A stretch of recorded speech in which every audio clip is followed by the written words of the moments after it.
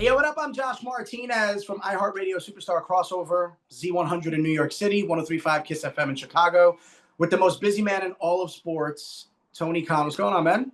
Hey, a lot. It's good to see you, Josh. Likewise, good to see you too. You know, we saw you the other day in the Jacksonville Jaguars draft room after you guys single-handedly altered the entire NFL draft, and then now you're getting ready for Dynamite tomorrow. I'm always fascinated by the mental bandwidth that you must have to handle all of this. Well, I love it. It's really a lot of fun to be able to work in the NFL and to work in AEW pro wrestling. It's a lot of great stuff.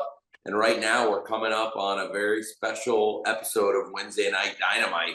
We've got some really exciting rivalries intersecting to make a great episode of wrestling. And that gets me pumped up. That gets me fired up. And I love wrestling. I love football. The draft always gets me excited and fired up for months and months. I love watching college football, and I love the NFL draft, the undrafted free agency. The whole thing is a lot of fun to me.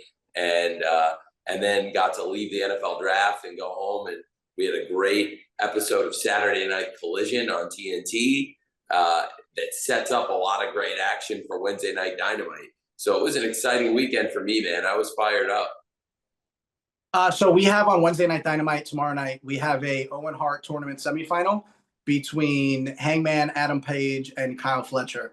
Talk about the growth of Kyle Fletcher over the last year or so. I think Kyle Fletcher is one of the most exciting young wrestlers in the world. He's fantastic. He was a great prospect. He was a standout as part of a top tag team, Aussie Open. And that's when I first got exposed to Kyle Fletcher. And we worked with Kyle Fletcher in the Forbidden Door. I loved having the Aussie Open over here as part of New Japan Pro Wrestling, working with AEW. And for us, when we signed Aussie Open to AEW, I thought, these guys are fantastic, and this Kyle Fletcher is a star for the future. I really, really liked him a lot. And then he broke out as a single star, and he's had a fantastic run in AEW, and he just keeps getting better and better. I think this is a really exciting match coming up just hours from now on Wednesday Night Dynamite. To have a huge semifinal match, to have Kyle Fletcher, one of the best young wrestlers in AEW, against somebody who's still a young wrestler, but one of the most established top stars from the beginning of AEW, Hangman Page. The winner fights Will Ospreay at Double or Nothing for a shot at the world title at All In the Owen Hart final. This is going to be absolutely massive, and I think we got a big semifinal match coming up on TBS just hours from now. You know, it's interesting. You mentioned Forbidden Door earlier. Do you feel like you don't get enough credit for kind of opening this Forbidden Door situation that is now just spread all across every major wrestling company across the world? I think that AEW, we really bring in great wrestling fans and great wrestlers from all over the world. And it's really a big part of our identity. So I think it's something that we've established from the beginning, but what's cool is the relationships have grown and evolved. When we started out, we didn't have the relationship with New Japan Pro Wrestling, and we hadn't built the relationship in Mexico with CMLL, which is bearing very fruitful for AEW and CMLL right now. And we have these great international partnerships, bringing in top stars from all over the world. And I love it. And that's what the Forbidden Door is all about. So I think it's great to have wrestling companies all over the world collaborating, and certainly AEW is a really big part of it. You mentioned CMLL, you mentioned Mexico. Mid-June, we have a couple of shows in Arena Mexico. Tickets seem to be moving at a really damn good pace to the point where it looks like it's going to sell out by the time we get there in the middle of June. What made you decide, you know what, we're going to go to Mexico? It'll be, I believe, and I could be wrong on this, for the first time in like 13 or 14 years that a big company is airing a live show from Mexico City.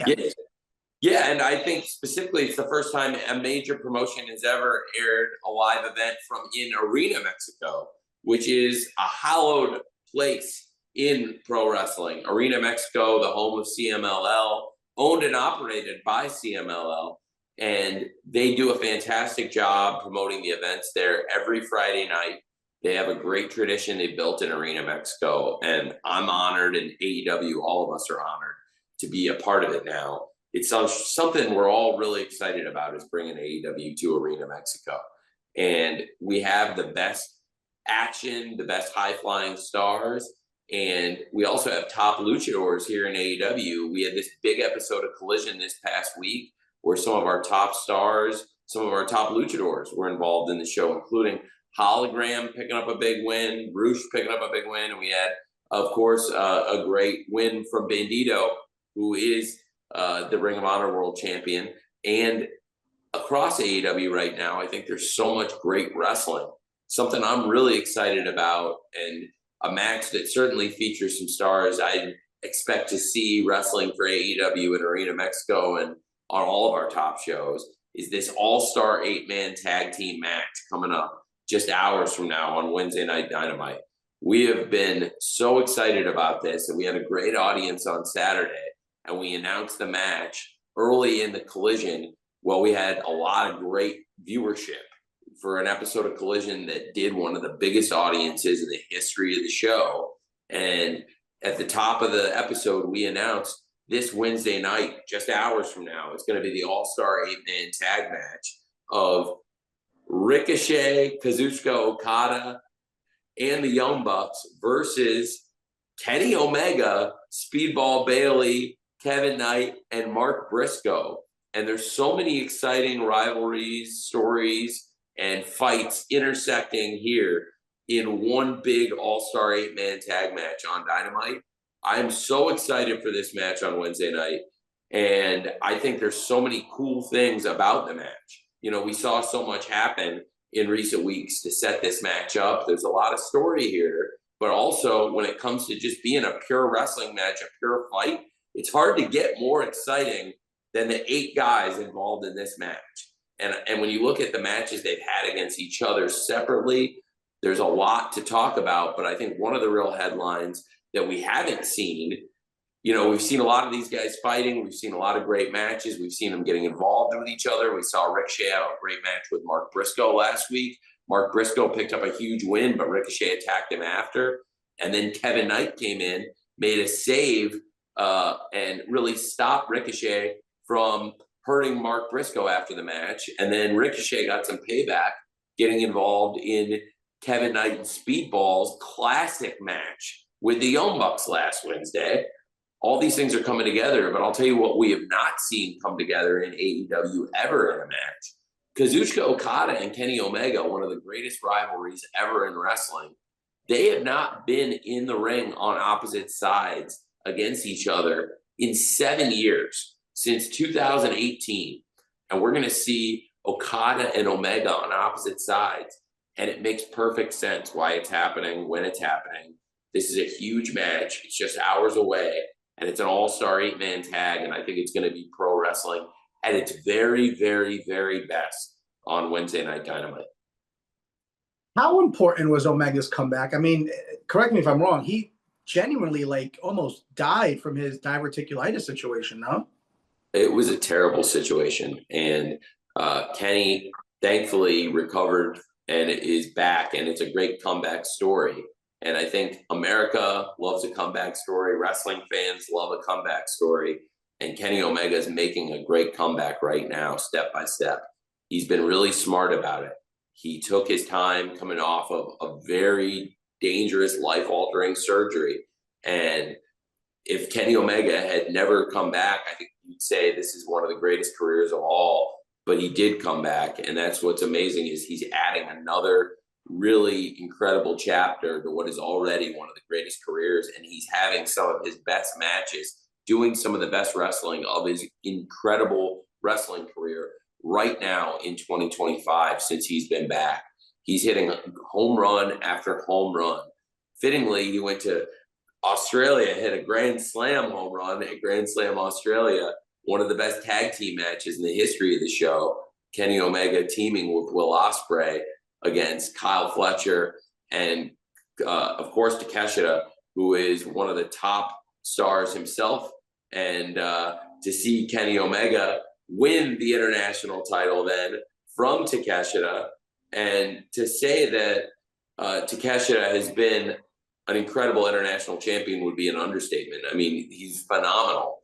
And that was an amazing win for Kenny to win the title at Revolution from Takeshita in a classic match, and then go on to defend it in one of the best three-ways I've ever seen in my life against Speedball Bailey and Ricochet, who are both involved in this all-star 8-man tag match. So there's so much cool stuff happening on Dynamite right now, and I think everyone should check out the show this Wednesday night. If you haven't seen it recently, AEW is on a great run of shows in 2025. We're doing fantastic work, and it's coming at a really important time because we built a new audience this year. We're still doing every Wednesday night on TBS. We're still doing every Saturday night on TNT, but we're also streaming the shows on Max now. And I think everyone knows the streaming audience is the future. It's a great way to reach out to a young audience and a lot of people that are changing how they watch TV. So it's really an important time for AEW because we built this new audience on Max this year, and we're delivering great shows still every week on TBS and TNT. And I really believe the TV we're doing right now in 2025 is the best run of TV we've ever done, and it's happening right now. You know, you mentioned Omega's comeback being a huge addition to the AEW program as a whole. Ricochet's evolution. When did you realize that, like, oh, we have something here with him as a heel? Because we've never seen that from him, at least over the last few years since he's been on TV full time. I was feeling it before the Continental Classic, and then I built it into the Continental Classic. If you look at how everything evolved, and if you look at the opponents he wrestled and the timing of it, he's fantastic. He's an incredible wrestler. He's also a great talker, and he has a great personality. And it's about giving him an opportunity to showcase that. So as a matchmaker, I put him in situations where he would not only be able to showcase that Ricochet is one of the greatest wrestlers on the planet, which he is, also knowing that if you're going to put a guy in his final matches in the Continental Classic in Hammerstein, Saturday night against Will Ospreay, and then Sunday night on the Christmas episode against Darby Allin, those are the two probably most popular stars with the young fans you could possibly put him in with. And I was very cognizant of how this was going to play out, and I thought it would be very smart to lean into it. And he certainly really leaned into it and has found himself and is building one of the best characters, I think, in wrestling, which is the villain Ricochet that we see on TV right now. He's one of the most compelling and interesting people in wrestling, in my personal opinion. And that's it. It's all opinions. You know, you ask wrestling fans all over the world to name a top 20. If you asked 1 million fans to give you a top 20, you'd probably get 999,000 different top 20s. So I think it's important to see it's all in the eye of the beholder, but Ricochet is one of the top stars to me right now, and a lot of that came through the Continental Classic. And I think as the tournament went on, he became darker and darker by design, and he's done a fantastic job with it. And I'm incredibly impressed with him. I'm proud that AEW has Ricochet on our roster for years to come, and hopefully forever, because that guy's a star. I love working with him, and I think Trevor Ricochet is one of the best wrestlers on the planet right now and going forward. You mentioned that you kind of forecasted him being in front of a New York City crowd. New York City's known for kind of telling you how we feel, and we don't think twice about it. If we don't like you, we're going to let you know. As you book out more of these unique venues, what's the strategy behind booking some of these cities? Because recently, I mean, Sacramento being one that immediately comes to mind for me was like a really surprising crowd in regards to the energy that they brought. Boston was fantastic as well. Do you think about that, or is it just more kind of like the actual touring and more of the logistics more than it is thinking of the crowd that could be in the building? Definitely putting a lot of thought into that. And, you know, I primarily spend my time thinking about the wrestling show and building the events every week, which is something that is fast and furious in wrestling. The shows never stop coming, which is great as a fan and in the wrestling business. It's a great opportunity to be able to go out there at least twice a week, every week, without any breaks. and be able to keep going and keep going. It's an opportunity, and I love it. And something that really makes it compelling and exciting is what what you just said. I think for us, being able to go to these unique venues and go to different parts of the country and build a rapport, it's really exciting. And we're going to be doing more of that, finding like the most exciting venues and getting the hottest crowds. And I think it brings a lot to the show. We've also had some great pay-per-view crowds. I think they've been very lively and exciting, whether it was Philadelphia Dynasty or Los Angeles Revolution or some of the biggest TV events. You mentioned some of the crowds here domestically, great cities like Sacramento and Boston. The crowds were great there. Phoenix, great crowd there. We have Double or Nothing coming up there on pay-per-view, but also internationally, Grand Slam Australia. The Brisbane fans were fantastic, and I think that could possibly be the best episode of Collision we've ever done. I think is Grand Slam Australia Collision, one of the best TV shows we've ever done, I think, start to finish. And I think the venues and the fans are delivering in a major way. So the live events have been great for AEW, and the TV shows have been fantastic, and it's all just clicking for AEW and the fans right now. So you recently signed, over the last less than a year, the Hurt Syndicate, MVP Shelton Benjamin, Bobby Lashley. How important have they been to the locker room as three people that when they speak, people listen? That's great point. MVP, Shelton Benjamin, and Bobby Lashley, the World Tag Team Champions, the Hurt Syndicate, have been great stars in the ring and out of the ring. These are leaders. They're some of the most respected wrestlers in the wrestling business, and fans all over the world certainly respect the Hurt Syndicate, but also the locker room has really come to respect them. And that's why you see top stars like MJF lining up to be involved with the Hurt Syndicate. MJF, one of the biggest names in AEW, and I think one of the biggest names in pro wrestling. And MJF himself really respects the Hurt Syndicate. MJF is lined up wanting to be involved with the Hurt Syndicate. And I think that is a great example of how the locker room and how pro wrestling fans and people who know the wrestling business, which, let's face it, MJF is really smart about wrestling. He's got a great mind for it. And if he is telling you that the Hurt Syndicate is the real deal and wants to be involved with them, that's a great example of not only how the fans, I think, feel, but also how the wrestlers in the back feel. These guys are top stars, and that's why the Hurt Syndicate are the AEW World Tag Team Champions.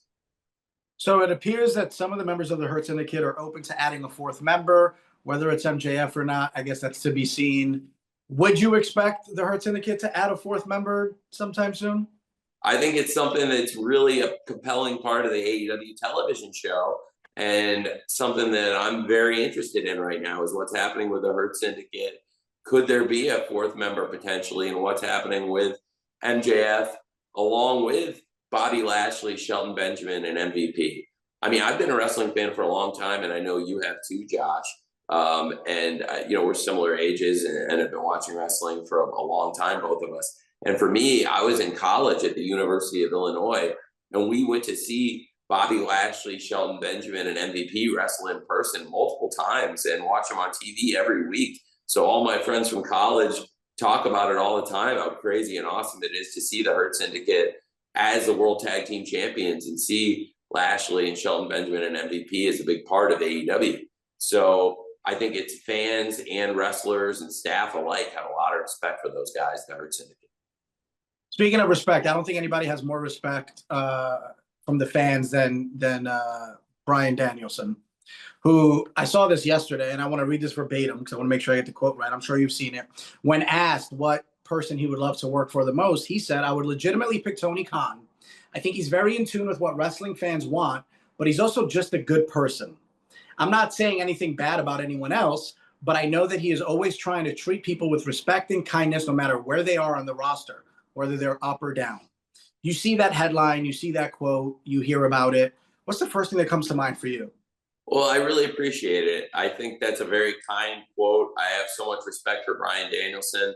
He's one of the greatest wrestlers of all time, in my opinion. He's also one of the best people I know in and out of the ring. And backstage, that's another person. Everybody in the locker room has so much respect for Bryan Danielson.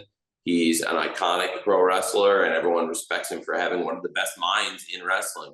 He's a mentor to so many people, and he's respected by wrestling fans and wrestlers around the world.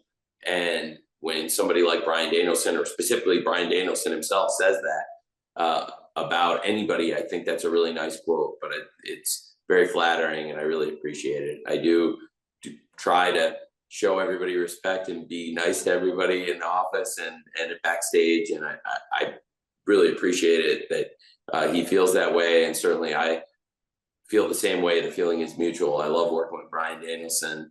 I have only kind things to say about him, and he would be one of the first people I would want in my life to work with too. So I'm glad he feels that way, and it's a very kind thing that he said that, and I hope that people like working in AEW, and certainly I like working with the people we have in AEW. It's a fun backstage, and right now the shows are on a great roll. So the vibe of the locker room and the momentum of the company is in a really positive place for AEW right now. When is New York City going to get a pay-per-view event coming up?